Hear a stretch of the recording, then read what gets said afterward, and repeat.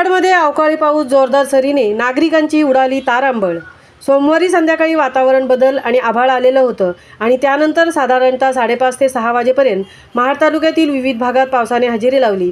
यानंतर आकाशातील ढग कायम राहिल्याने हवेतील उष्म्यात प्रचंड वाढ होऊन घामाच्या धारा अंगातून निघू लागल्याने नागरिक हैराण झाले। त्यामुळे अंगाची काहिली काहीशी कमी झाली आहे।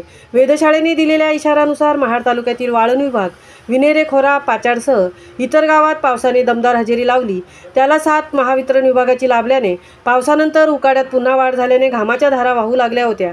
पाचाड परिसरात पावसाचे मोठे टपोरे सरी पडल्याने विनेरे भागात वाऱ्यासह पावसाने दमदार पर्जन्यवृष्टी केली। या पावसाने नागरिकांसह शेतकरी वर्गाची एकच धांदल उडाल्याचे चित्र पाहावयास मिळाले। आंबा, काजू उत्पादक शेतकरी याच्या काळजात धस करणारा पाऊस पडल्याने, झाडावरील कैरी पडल्याने त्या गोळा करण्याची स्पर्धा पावसात भिजणाऱ्या तरुणाईकडून पाहावयास मिळाली। अनेक ठिकाणी झाडांवर आंबा गळून पडल्याच्या घटना घडल्या आहेत। महामुंबईसह इलियास ढोकळे, महाड।